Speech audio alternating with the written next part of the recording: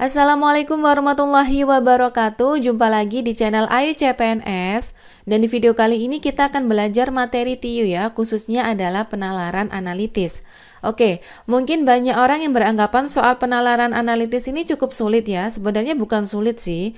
Mungkin teman-teman di sini belum terlalu sering dihadapkan dengan soal yang seperti ini. Jadi kalau misalkan kalian banyak latihan, semakin kalian terbiasa mengerjakan soal seperti ini, pastinya akan lancar nantinya. Oke, di sini aku akan menjelaskan mengenai apa sih soal penalaran analitis itu.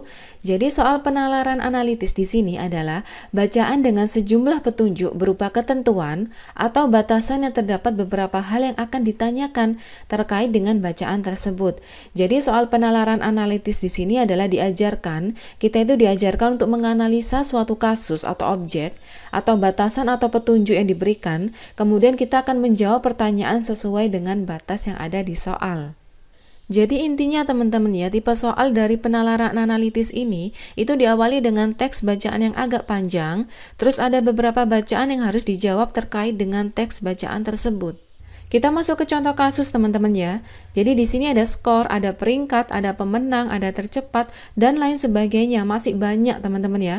Masih banyak contoh-contoh kasus yang lain. Disertai dengan tanda kurang dari, lebih dari, dan tanda sama dengan.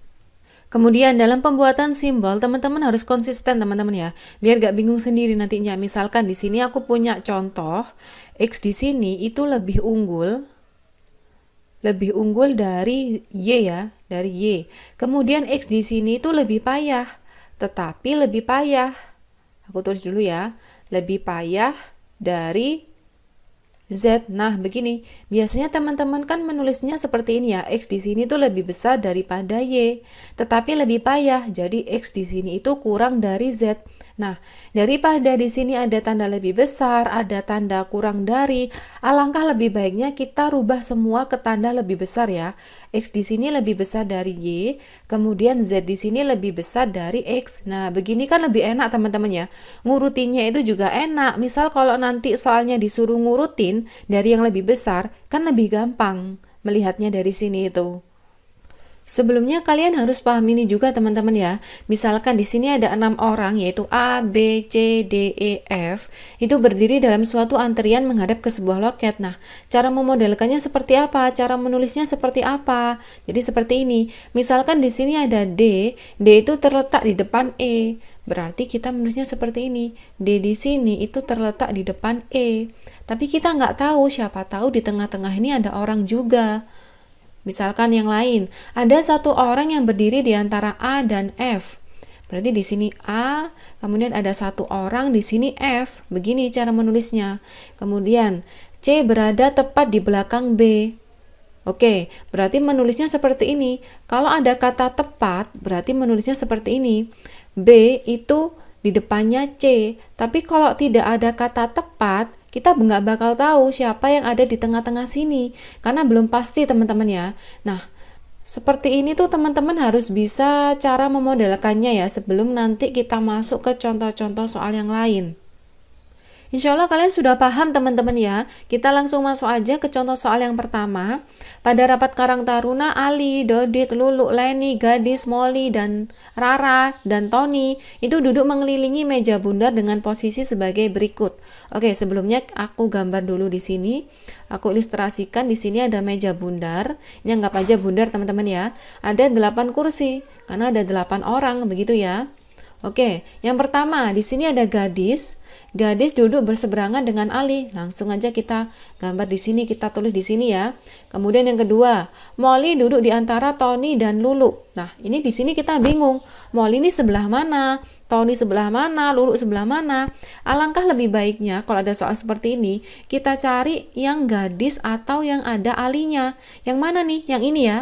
Yang keempat, di sini, Tony duduk 2 kursi terpisah dari Ali. 2 kursi ya, berarti Tony itu di sini, Tony. Kemudian kita cari lagi, yang ada Tony-nya nggak apa-apa, coba ya. Molly duduk di antara Tony dan Lulu. Molly di sini tuh duduk di antara Tony dan Lulu, berarti Molly ada di sini ada Lulu, karena Molly kan duduknya antara Tony dan Lulu, begitu ya. Kemudian lanjut. Di sini ada ini. Leni di sini, Leni dan Lulu itu duduk tepat berhadapan. Oke, berhadapan berarti di sini ya. Di sini ada Leni. Oke, ini sudah selesai. Kemudian Rara duduk di antara Dodit dan Leni. Berarti di sini ada Rara, di sini ada Dodit. Begini. Karena Rara di sini itu duduk di antara Dodit dan Leni. Oke, sudah selesai. Kita langsung masuk ke soalnya. Siapakah yang duduk di samping Dodit? Yang duduk di samping Dodit itu ada A, yaitu Ali. Kemudian ada R, yaitu Rara. Jawabannya yang mana nih? Rara dan Ali. Berarti jawabannya yang C. Nah, gampang ya teman-teman ya. Kita lanjut ke soal yang kedua. Sekelompok mahasiswa mengadakan PKL di sebuah desa. Mereka menginap di rumah Pak Lurah yang memiliki 6 kamar yang berderet. Rafli ingin berada di sebelah kamar Imam, tetapi tidak ingin bersebelahan dengan Diko. Diko ingin berada di kamar depan. Wawan ingin kamarnya berada di antara kamar Okta dan Saiful. Oke, urutan kamar yang mungkin adalah, nah dari sini tuh kita bisa lihat juga dari atau langsung dari pilihan jawaban ya. Kita cari yang pasti-pasti yang mana. Diko ingin berada di kamar depan. Berarti yang B sama E di sini jangan kita pilih. Kemudian di sini ada Diko. Kita cari yang ada Dikonya. Rafli ingin berada di kamar Imam. Ingin berada di sebelah kamar Imam, tetapi tidak ingin bersebelahan dengan Diko. Ini Rafli ya. Rafli ini pingin di sebelah kamar Imam, tapi nggak mau bersebelahan dengan Diko. Berarti ini kan jangan kita pilih karena bersebelahan. Nah, antara C dan D di sini ya. Oke, yang lain. Kita lihat di sini. Wawan ingin kamarnya berada di antara kamar Okta dan Saiful. Oke, berarti Wawan di tengah-tengah ya. Di tengah-tengah antara kamar Okta dan kamar Saiful. Yang berarti yang mana nih yang tepat? Yang C, teman-teman ya. Karena Diko di sini adalah kamar paling depan. Kemudian Rafli ingin berada di sebelah kamar Imam tapi nggak mau di sebelah Diko. Kemudian yang terakhir, Wawan di sini ingin kamarnya berada di antara Okta dan Saiful. Oke, berarti yang tepat adalah yang C. Nah, kalau kita langsung ada soal seperti ini, kita langsung melihat jawabannya itu juga bisa teman-teman. Tanpa kita harus menuliskan dulu, itu juga nggak apa-apa. Kalau emang bisa langsung itu nggak apa-apa langsung. Kita lanjut ya ke soal yang ketiga. Dalam pemilihan anggota klub renang, pelatih mengadakan seleksi dengan menilai aspek stamina dan kecepatan.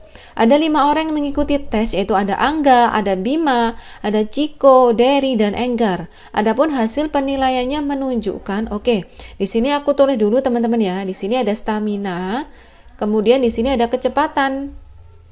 Oke, kita lihat satu persatu. Stamina Angga lebih baik dari Ciko, berarti A di sini lebih besar dari C. Namun kecepatannya tidak lebih baik dari Ciko. Berarti di sini C itu lebih besar dari A. Begini ya. C di sini lebih besar dari A. Kenapa? Karena Angga di sini itu kecepatannya tidak lebih baik dari Ciko. Seharusnya kan menulisnya itu bisa gini teman-teman ya. A di sini kurang dari C. Tapi aku menulisnya itu di sini semuanya aku tulis tanda lebih besar semua. Supaya apa? Supaya nggak bingung nanti kalau disuruh mengurutkan. Begitu. Sama aja kan? A kurang dari C atau C itu lebih besar dari A itu sama aja. Oke, lanjut ya. Stamina Ciko lebih baik dari Bima. Berarti aku tulis di sini yaitu C itu lebih besar daripada B. Akan tetapi kecepatan dari mereka berdua menunjukkan bahwa Bima itu lebih baik. Berarti Bima di sini lebih baik daripada Ciko, begitu ya. Oke, aku tulis di sini. Lanjut. Stamina Bima lebih baik dari Dery. Bima di sini lebih baik dari Dery. Namun Dery lebih cepat daripada Bima. Berarti D di sini lebih cepat daripada Bima. Begini ya. Oke, aku tulis begini. Kemudian yang terakhir. Dery memiliki stamina dan kecepatan yang lebih baik dari Enggar yang memiliki kecepatan di urutan kedua. Oke. Aku tulis di sini, berarti di sini adalah Dery itu staminanya lebih besar atau lebih cepat dari Enggar ya. Kemudian kecepatannya Dery juga lebih cepat daripada Enggar. Tetapi Enggar di sini memiliki kecepatan di urutan kedua. Oke, kita urutkan di sini ya. Aku urutkan aja di sini. 4, 5. Kemudian di sini 1, 2, 3, 4, 5. Oke. Nah, untuk kecepatan, karena yang sudah diketahui itu Enggar urutan kedua, kita tulis di sini. Enggar di sini urutan kedua, berarti urutan pertama yang mana nih? Oke, Dery ya. Dery urutan pertama, setelah Dery kemudian adalah ini. Siapa yang B? B itu Bima. Kemudian setelah Bima ada C yaitu Ciko, kemudian A di sini Angga. Oke. Ini untuk kecepatan. Kemudian yang untuk stamina, ini sudah urut teman-teman ya. Ini sudah urut A dulu, kemudian C, kemudian B, D, dan ini sudah urut ini. Enak kalau sudah urut ya. Di C, kemudian B, kemudian D, kemudian adalah E. Oke. Kemudian kita lihat yang ditanyakan apa. Enggar berada di urutan keberapa? Oke, Enggar kita lihat. Enggar stamina urutan kelima, kemudian di kecepatan Enggar di sini urutan kedua. Kita lihat yang mana? Yang B teman-teman ya. Nah, begini. Gampang teman-teman ya kalau kita sudah bisa memodelkan seperti ini. Kita sudah menerjemahkan ke dalam bentuk matematikanya. Begitu. Kita lanjut ke soal berikutnya. Nilai bahasa Inggris Arin lebih tinggi dari nilai Boni, tetapi lebih rendah dari nilai Nike. Nilai Nike lebih baik dari nilai Fahmi, tetapi lebih rendah dari nilai Sasa. Nilai Fahmi lebih tinggi dari nilai Arin. Urutan yang memiliki nilai bahasa Inggris terendah adalah, oke, di sini kita urutkan dulu ya, kita lihat satu persatu. Nilai bahasa Inggris Arin itu lebih tinggi daripada nilai Boni, berarti kita menulisnya seperti ini. Tetapi lebih rendah dari nilai Nike. Berarti Arin di sini itu lebih rendah daripada nilai Nike. Tapi aku nulisnya seperti ini teman-teman ya. Aku menuliskan ke tanda lebih besar semua. Jadi aku rubah menjadi bentuk seperti ini, sama aja ya. Lanjut. Nilai Nike lebih baik dari nilai Fahmi. Berarti Nike di sini lebih besar daripada nilai Fahmi, akan tetapi lebih rendah dari nilai Sasa. Berarti nilai Nike di sini harusnya kan seperti ini menulisnya. Tapi aku tulis seperti ini, sama aja ya. Supaya semuanya di sini tuh tanda lebih besar. Oke, lanjut. Nilai Fahmi lebih tinggi dari nilai Arin. Fahmi di sini lebih tinggi daripada nilai Arin. Begini ya. Oke, kita mencari urutan yang terendah. Oke, kita urutkan dulu ya. Kita urutkan dulu dari yang tertinggi. Coba ya. Kita urutkan di sini S dulu ya. Karena S kenapa? Kenapa kok S gitu ya? Karena di sebelah kanan S ini tidak disebutkan. Maka dari itu S di sini yang pertama. Kemudian setelah S ada N. Setelah N, nah antara dua ini. Karena di sini ada keterangan Fahmi dulu, berarti Fahmi dulu, kemudian siapa?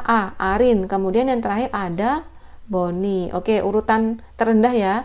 Berarti dari Boni, Arin, Fahmi, kemudian Nike, dan yang terakhir ada Sasa. Jawabannya yang B ya. Contoh soal dan latihan sudah selesai sampai sini teman-teman ya. Nah, tips dan trik dari aku di sini, kalian harus lebih sering latihan soal lagi, kalian harus teliti, kemudian bagaimana cara memodelkan, kalian harus lebih paham. Kalau teman-teman bingung dengan bacaan yang panjang, kalian gunakan kertas buram yang disediakan nantinya. Kemudian kalian terjemahkan teks soal analitis itu ke dalam bentuk simbol, tabel, grafik, atau gambar, terserah ya. Nah, masalah kecepatan ini teman-teman ya, yang biasanya gimana nih cara cepatnya atau menghitung cepatnya. Masalah kecepatan itu tergantung kalian teman-teman ya. Semakin kalian sering berlatih, semakin sering kalian menemukan soal-soal atau mendapatkan soal-soal yang baru, nah itu semakin kalian nanti lihai dalam mengerjakan. Oke, sekian dulu video dari aku, semoga bermanfaat. Wassalamualaikum warahmatullahi wabarakatuh.